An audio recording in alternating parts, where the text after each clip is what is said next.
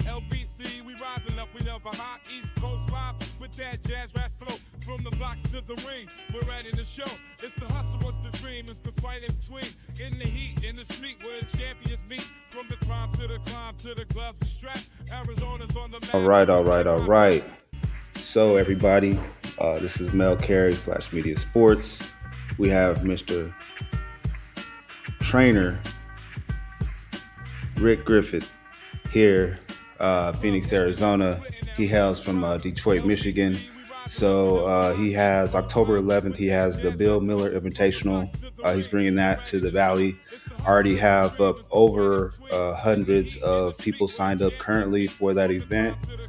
And so just before we get started, I would just like for you to let a little bit of the people know about yourself, like who you are, and what got you into boxing. All right, my name is Rick Griffith. I'm originally out of Detroit. I've been involved in boxing. I've been boxing since I was 8 years old. Bill Miller, Mr. Bill Miller, he's my mentor. He taught me how to train professional fighters. When I started off in the amateurs, working with the kids, I was under a guy named Dave Gray. And Miller took me under his wing and schooled me on how to train professional fighters. And I've been doing that for over 30 years now. And that's why I have to, throw this show in his honor. Okay. Well, great. Well, definitely looking forward to that on October 11th. So, just with that, could you tell us a little bit about where is it going to be at, a little bit about the venue? So the venue is called the Saigon Center. It's in Chandler. The address is 2150 Arizona Ave. It's going to be a nice venue because I need nice venues to separate our shows from the other shows, the rest of the club shows. So we picked out a nice ballroom for this event. Okay. So outside of, you told us a little bit about why, in honor of Bill Miller is why you're doing this event, but could you tell us a little bit more about outside of you doing it in his honor? Are there any additional other reasons why you do that? Because I see you out in the community a lot, with working with youth all over. I see you all over the Valley. So could you just share a little bit about us, why you do it, what it is and what you do? Well, Emmanuel Stewart, I used to work with him as well. He always told us to keep an amateur program going. That's why you see me at the amateur shows working with kids as young as 8 and 9 years old, because our amateur program has to feed our program, our pro program. So when I left Detroit, I moved to Las Vegas. I had a fighter at the time who was a great prospect. He ended up fulfilling his dream fighting for 2. There is no place like the Corner. The Corner is home to craftsmen who must be part surgeon, part field general, part psychologist. For James Toney, his corner is manned by one of the best, a wily veteran named Bill Pops Miller. We're running out of rounds. We got the dog this bad. At first glance, 74-year-old Bill Miller and 25-year-old James Toney would seem an odd couple, and indeed early on, the two didn't mesh. I remember the first time me and you started working together at that gym. Oh, I wanted to kill you. Yeah, he's the meanest guy I met. And, because he don't take Pops don't take no bullshit. He's straight up. It's either his way or the highway. He said, I'm too old for this. I don't need this. If you're going to learn, you're going to learn. If you're going to play around, go somewhere else, I don't need you. I looked at James and said, he looks like he's a good athlete. All he needs is somebody to stay on and push him and be willing to teach him, because probably up until then, he probably never dealt with nobody like me. What Miller saw in Toney was a flashback to his own youth, to the 1930s in Cincinnati, where Miller began his boxing career as a young boy. My mother had 3 brothers. They was all prize fighters. Consequently, at the early age, they used to take me with them to them gyms. As they would teach me, I'd practice on all the kids in the neighborhood. For 7 decades, Miller has studied the sweet science, and now he imparts his encyclopedic knowledge of the sport to James. Professor Miller tutors his young student with the help of vintage fight films, particularly those of an old friend from Cincinnati, former heavyweight champion Ezzard Charles. We always watch the man's combinations, then we'd watch his defense. How I could make a man miss, slip and slide, roll and counter, and still have good position, good balance, and knew where he was at all times out there. And these are the things that, we used to talk about. Says, you're going to do all of this here. And we used to always say that you're going to be better than these guys. You're going to take what they had and improve on it. He used to hang out with his man as a child, so he tried to bring some of that out in me. I work on, he gave me some tapes. He said, look at these tapes, study them, and then you try to perfect them as we go along. He don't try to push nothing on you. He's a teacher. He's not a trainer, he's a teacher. I'm a student. I listen to everything he says. There is one thing, however, that James will not listen to: Bill's music. Bill Miller's passion for boxing is exceeded only by his love of jazz. Well, I should always say that Charlie Parker was the music, what Ray Robinson was the boxing. When you listen to Charlie Parker play, you listen to a master. You heard it all there. And he expressed it with his instrument, where Ray Robinson expressed his with his movement, his hand speed, and his agility, and it was closely related. It told you a message. All in all, Bill Miller and James Toney are an odd couple, but the combination works because of their mutual love of boxing and their mutual respect and love for one another. See, James like a son to me. I love James. I'd do anything for James. People say, well, why don't you change his attitude? If I change his attitude, then he wouldn't be James Toney. I love him like he is. That's why he's like a dad to me, dad I never had coming up, I can go to Pops for anything. Yeah, I love Pops. He's great, I just love him. I love him dearly. Okay, we rolling. All right. So everybody, this is Mel Carey, Flash Media Sports. We have Mr. Trainer Rick Griffith here, Phoenix, Arizona. He hails from Detroit, Michigan. So he has October 11th. He has the Bill Miller Invitational. He's bringing that to the Valley. Already have up over hundreds of people signed up currently for that event. And so just before we get started, I would just like for you to let a little bit of the people know about yourself, like who you are, and what got you into boxing. All right, my name is Rick Griffith. I'm originally out of Detroit. I've been involved in boxing. I've been boxing since I was 8 years old. Bill Miller, Mr. Bill Miller, he's my mentor. He taught me how to train professional fighters. When I started off in the amateurs, working with the kids, I was under a guy named Dave Gray. And Miller took me under his wing and schooled me on how to train professional fighters. And I've been doing that for over 30 years now. And that's why I have to, throw this show in his honor. Okay. Well, great. Well, definitely looking forward to that on October 11th. So, just with that, could you tell us a little bit about where is it going to be at, a little bit about the venue? So the venue is called the Saigon Center. It's in Chandler. The address is 2150 Arizona Ave. It's going to be a nice venue because I need nice venues to separate our shows from the other shows, the rest of the club shows. So we picked out a nice ballroom for this event. Okay. So outside of, you told us a little bit about why, in honor of Bill Miller's, why you're doing this event, but could you tell us a little bit more about outside of you doing it in his honor? Are there any additional other reasons why you do that? Because I see you out in the community a lot with working with youth all over. I see you all over the Valley. So could you just share a little bit about us, why you do it, what it is, what you do? Well, Emmanuel Stewart, I used to work with him as well. He always told us to keep an amateur program going. That's why you see me at the amateur shows working with kids as young as 8 and 9 years old, because our amateur program has to feed our program, our pro program. So when I left Detroit, I moved to Las Vegas. I had a fighter at the time who was a great prospect. He ended up fulfilling his dream, fight for 2 world titles. So I was out of amateur boxing for almost like 18 years. Then I met a young man over here. He had lost his mother and his grandmother. He had really let himself go.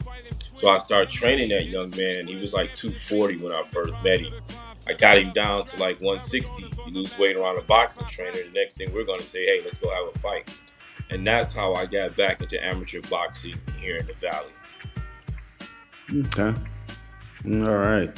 So with that, and earlier you were saying something different, doing something different. So outside of this Bill Miller Invitational, are you looking to do more events outside of this in the future to come? Yes, I do. So, but the way the amateur shows run here in Arizona, you have to do one. Then I got to sit down with the powers that be, which is Seferino Rodriguez, who's the president of USA Boxing here. He gives me a grade on my show, and then we go from there. But yes, I'm looking forward to doing more shows here. Okay. So with everything that you've been doing with this show, how has the process been going? Are there any things that that you're needing, or like how is all that going? I mean, it's work. You got to put the work in, man. You know what I mean? Got to get sponsorships. It's work. Yeah. You know, working with people like you. You've jumped in. You've been a tremendous help. You pulling us along the way with you and your program. But at the end of the day, beginning of the next day, we got to put the work in. It's work. Okay. And yeah, you do bring up a good thing with the sponsorships. Where do people need to send, like if sponsors or people are looking to sponsor, where should they go to get information about that? So they can go to my Instagram. That's Ricardo Griffith 13. They can check in there. They can check me on Facebook. Or they can just reach out to me personally, because I'm always, like you see, I'm always in the Valley. I'm always out and about. Okay. All right. That's good. And speaking of the event too, I know you talk about sponsors. You got vendor spots available at your event, which I think is really amazing, especially of how you're offering it to the community, making it, I think, very reasonable, more than reasonable from what I've seen, because people normally don't get what you're offering for that, and allowing them to get in, and especially all the buzz that your event's already been bringing and drawn so far. So yeah, so do you still have vendor spots available? Yes, and I like you say, man, I try to make it affordable for everybody, because like when I throw shows, I want everybody to enjoy the shows and make a little money. That's always been a thing that Emmanuel Stewart taught me about the business of boxing. Anybody that deals with Rick needs to make money. So my vendor spot is just cheap. It's $50 a spot. Come set up, sell your merchandise, and do your thing. Yeah. Okay. Well, that's short, sweet, simple. Yeah. Well, that's what's up. Now, I mean, pretty much you hit on all the points of the Bill Miller Invitational. I know there's more stuff that we want to hit on with you, but you're all around the Valley. You train various different boxers. Just seen you this past weekend up there, and you had, how many fights did you guys have this past weekend? We had 3 scheduled. 1 fell out, so we ended up finishing with 2. Mark D. Lewis and Aiden Mendez. Okay, and how'd y'all do? We went 1-1. Hold on 1 second, bro. Can you pause?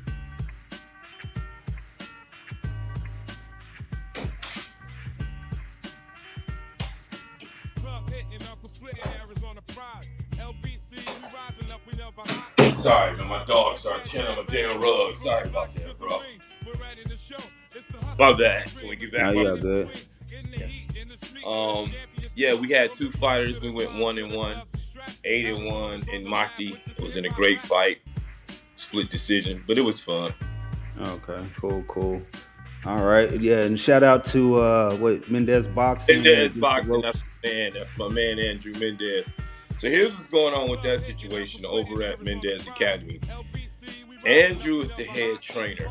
I'm the older guy in the gym, better known as the OG.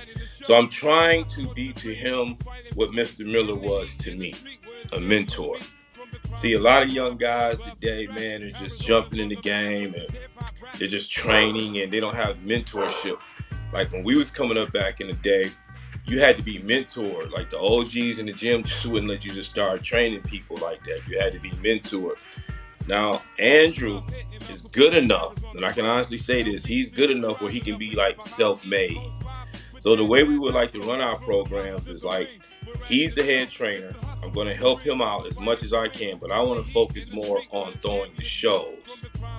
So we want to be able to lock Arizona down on two fronts, having the best boxing gym and throwing the best shows. Okay. Yeah, I like that 1-2 punch. Absolutely. Yeah. The jab and a straight right hand. Yeah. All right, that's what's up. I'll be the jab, setting up the shows, and my man be the big right hand.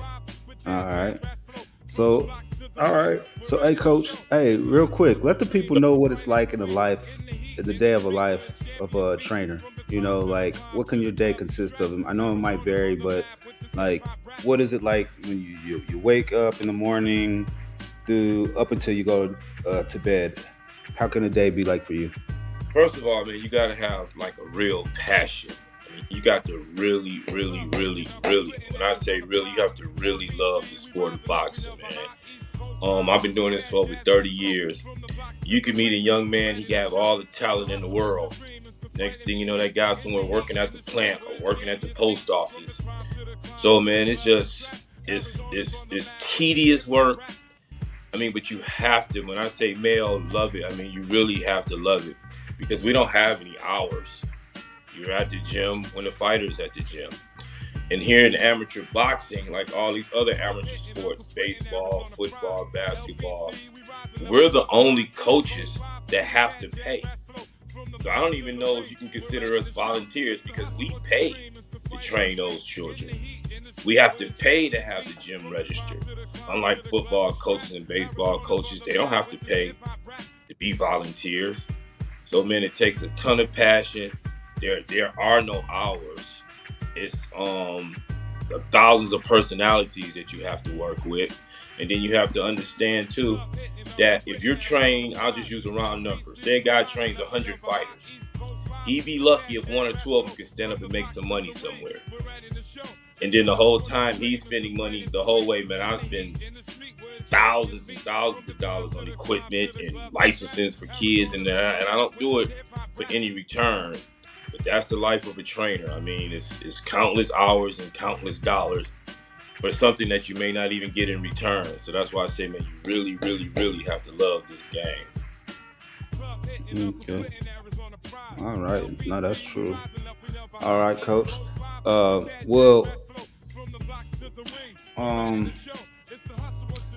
Before we go ahead and get ready to close it out, because we're going to be on the camera a lot more and stuff, but just wanted to give a brief thing to the Bill Miller Invitational and also let the people know,